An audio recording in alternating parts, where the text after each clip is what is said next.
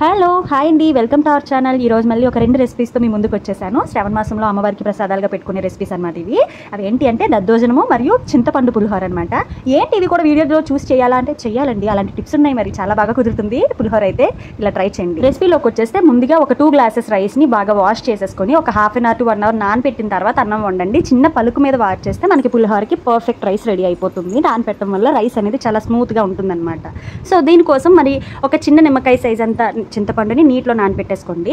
ఇప్పుడు అన్నం ఉడికిపోయి ఉంటుంది కదా, అన్నం వార్పు తీసేసి అందులోని మనం ఒక 5 to 6 పచ్చిమిరపకాయలు, ఒక 2 ఇంచుల అల్లం ముక్క కూడా చిన్న చిన్న ముక్కలుగా కట్ చేసేసుకొని అన్నంలో వేసేసుకోండి. అన్నం వేడిగా ఉన్నప్పుడు ఇప్పుడు పోపు కోసం పెనంలో ఆయిల్ వేసుకొని అందులో పల్లీలు ముందుగా వేయించుకోండి. పల్లీలు 50% వేగిపోయిన తర్వాత పోపులు, పచ్చెనగపప్పు, తర్వాత మినప్పప్పు వేసుకొని బాగా వేగిన తర్వాత అందులోనే ఒక 5 ఎండుమిరపకాయలు కూడా వేసేసుకొని బాగా కొంచెం వేగిన తర్వాత అందులోనే మనము కొంచెం పసుపు వేసుకోండి. ఒక 1 స్పూన్ టు ½ స్పూన్ నుంచి 1 స్పూన్లో ఉండేలాగా పసుపు వేసుకొని, పసుపు కూడా కొంచెం స్మెల్ పోయాక అందులోనే ఫ్రెష్ కరివేపాకు వేసుకోండి. మెయిన్ ఇంగ్రీడియంట్ పులిహోరకి కరివేపాకే. కరివేపాకు మనకి చిటపటమని వేగిపోయినాక అందులోనే 1 స్పూన్ సాల్ట్ వేసుకోండి. ఆ క్లిప్ మిస్ అయింది. సో బాగా వేగిన తర్వాత దాన్ని డైరెక్ట్గా వెళ్ళి అన్నంలో వేసేసుకోండి. ఇప్పుడు చింతపండు నానపెట్టాం కదా, సో దానికోసం కొంచెం ఆయిల్ వేసుకొని ఆ చింతపండు గుజ్జు చిక్కగా తీసేసుకొని గుజ్జుని మనం ఎంతసేపు వేయిస్తామో అంత పులిహోర నిలవ ఉంటుంది, టేస్ట్ కూడా అలాగే ఉంటుంది.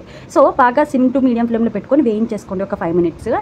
ఇప్పుడు ఇందులో మనము ఒక చిన్న బెల్లం ముక్క కూడా వేసుకోండి. మీ దగ్గర ఉంది అంటే ఒక పించ్ ఇంగువ కూడా వేసుకోండి. మనకి దేవస్థానాల్లో పెడతారు కదా ప్రసాదాలు, ఆ టేస్ట్ అండ్ ఆ టెక్స్చర్ కూడా వస్తుంది. సో బాగా వేగిపోయిన చింతపండు మగ్గుని తీసుకొచ్చి మనం ఈ రైస్లో వేసేసుకొని బాగా మిక్స్ చేసేసుకోండి. మీకు ఒకసారి సాల్ట్ కానీ ఏమన్నా చాలకపోతే ఈ స్టేజ్లో అడ్జస్ట్ చేసేసుకోండి.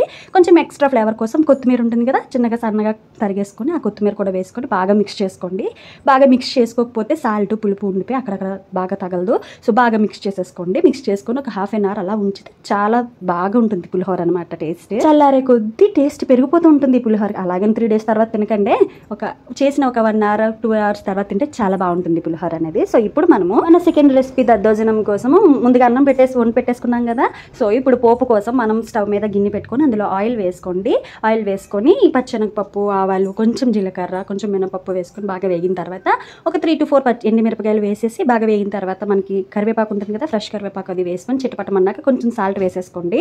ఇప్పుడు బాగా వేగిన పోపులో మనం చిన్న గ్లాస్తో ½ glass వాటర్ వేసేసి పోపు పూర్తిగా చల్లారిపోయిన తర్వాత అందులో కొంచెం పెరుగు వేసేసుకొని బాగా మిక్స్ చేసుకొని అది అన్నంలో కలిపేసుకుంటే మన దద్దోజనం ప్రసాదం రెడీ. సో చూసారు కదా, ఎంతో ఈజీ అండ్ టేస్టీ అయిన పులిహోర దద్దోజనం ఎంత ఈజీగా రెడీ చేసేసుకోవచ్చో. మీరు కూడా ట్రై చేయండి. ఇంకా ఏ రెసిపీస్ కావాలో కమెంట్ సెక్షన్లో కమెంట్ చేయండి. Until then please like, share, subscribe our channel. Bye bye.